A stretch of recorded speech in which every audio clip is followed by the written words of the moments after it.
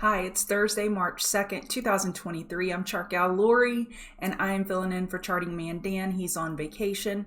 Let's get to the charts. So looking at the dollar was very strong today, and it's typically, not always, but typically a headwind for the market, and it absolutely was not. The market was able to shake off the dollar strength.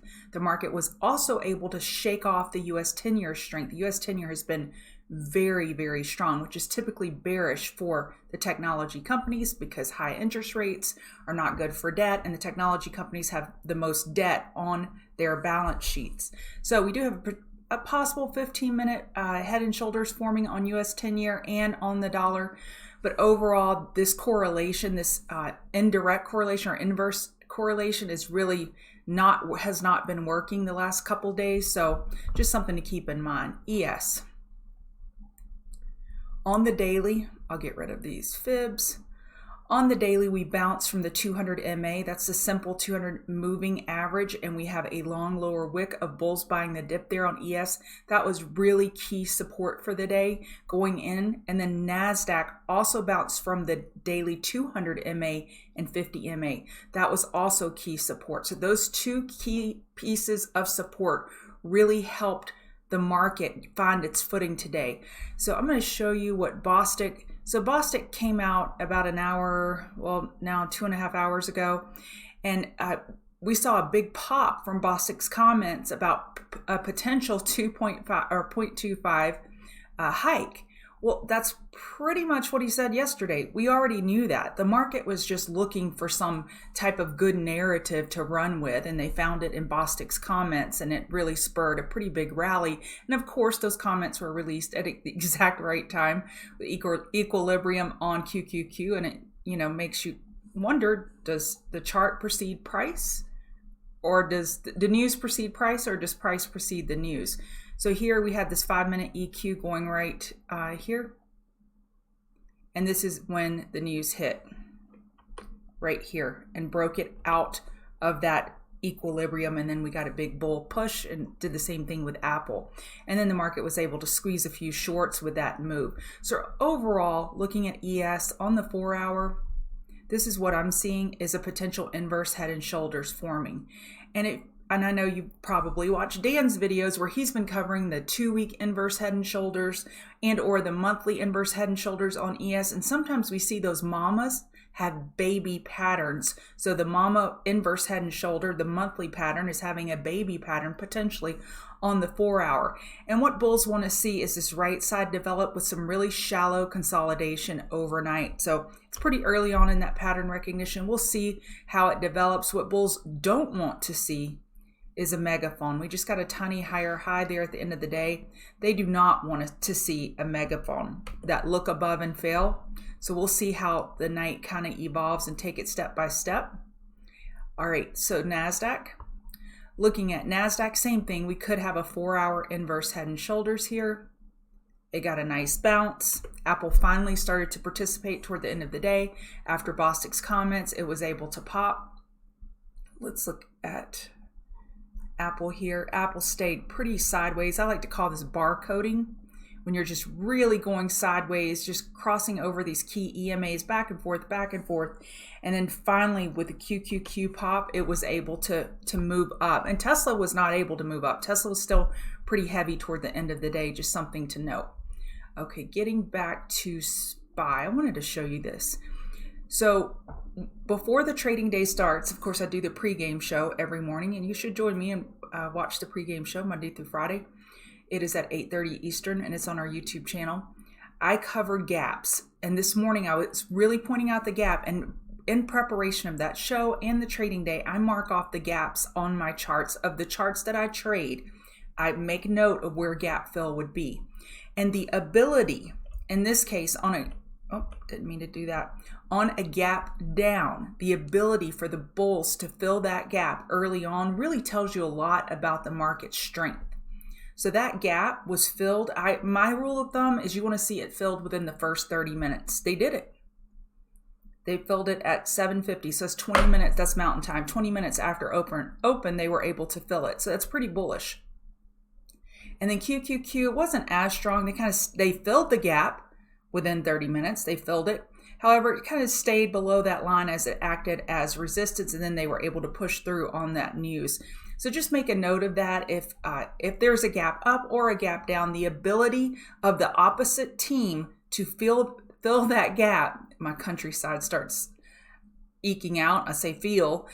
It starts their ability to fill that gap early on. And again, just a general rule of thumb is in the first 30 minutes. It tells you a lot about the strength of the opposing side. So the bears had it overnight. We gapped down. Bulls came in and they were able to fill that gap, and then they were able to get some continuation. So always file that away as information, what the market's telling you, who's in control, who's fighting back, and who's fighting back aggressively. All right, RTY. We look at the 4 hour, we have the same scenario, potential inverse head and shoulders forming, and we bounce from the daily 50 MA. I have my notes over here. I want to make sure I'm not forgetting anything. Nope, we're good. So lots of hammers out there, lots of lower wicks of bulls buying the dip and finishing strong. YM is a little different breed. It's a different bird, which it kind of always is. It can do its own thing. We have a 4 hour trend change on NASDAQ. We got that 4 hour higher high. However, a daily lower high is the more likely scenario, so something to keep in mind. The last daily higher high was at 34551. That's the last clear pivot high. So bears will be looking to top fish, but again, those bulls use those moving averages as trampolines today, and we're really able to bounce off of them. Bitcoin a little more subdued than the market. It did get some green volume around that time of BOSTIC's comments, but it's still struggling here at these key moving averages, the 50 and the 200 simple on the hourly chart. Still struggling a little bit, definitely not as strong as the indices. This is a risk on asset, something to remember. And then I did want to show you tomorrow we have ISM non-manufacturing employment and the services, the PMI, and that's at 10 a.m.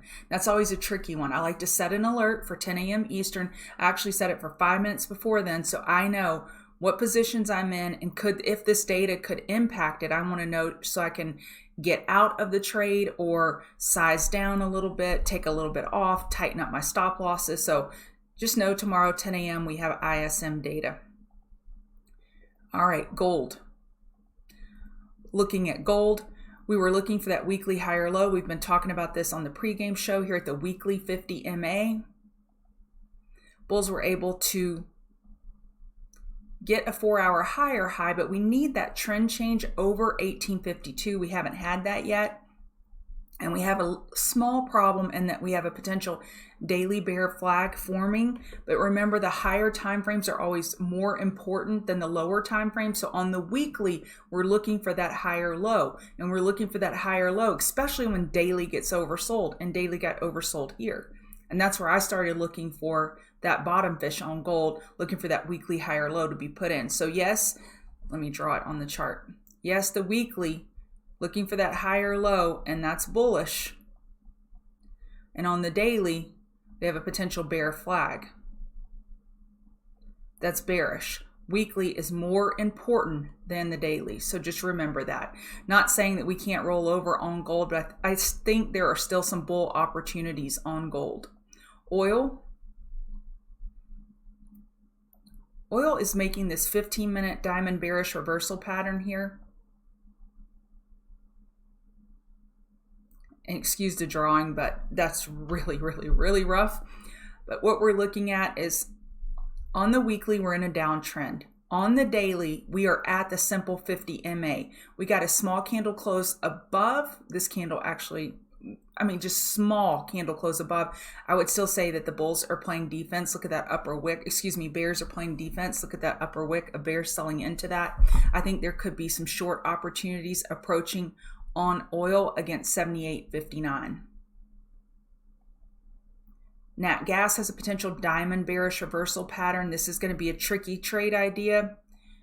This is not for the faint of heart. We have a 4 hour uptrend, clear 4 hour uptrend, but it's doing the same thing that oil is, where we're getting that lower low, and then we the typical pattern is an EQ on this side, and how this resolves is typically to the downside if it is indeed a diamond pattern.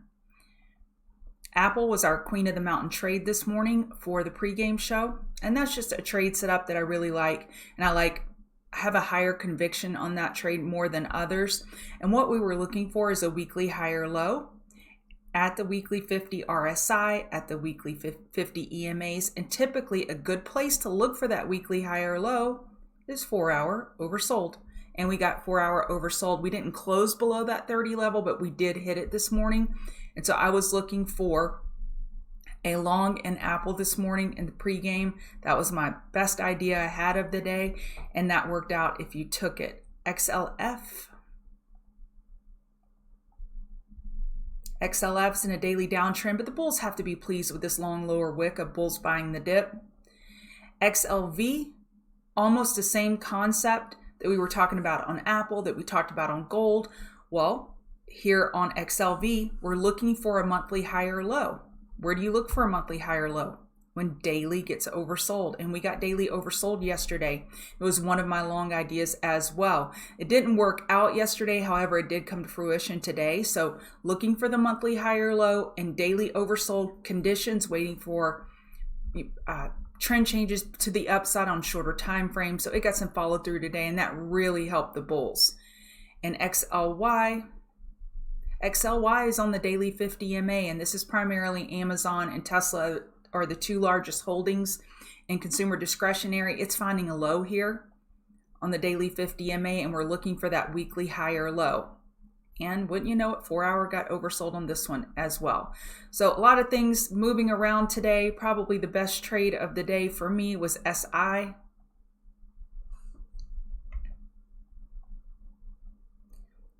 Let me do it on the 2-minute. So I posted in chat, a lot of people took this. Dan took this.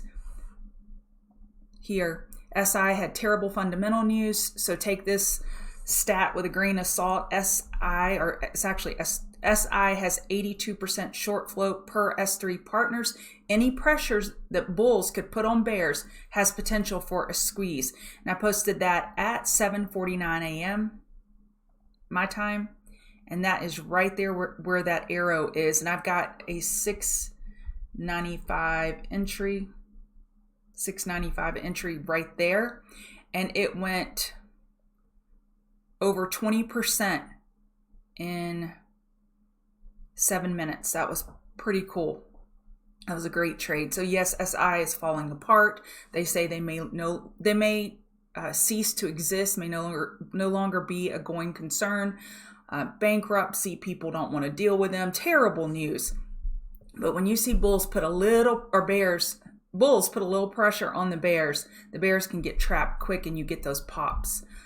All right, I think that's it for me. Thank you for being here. I appreciate it, and we will see you next week.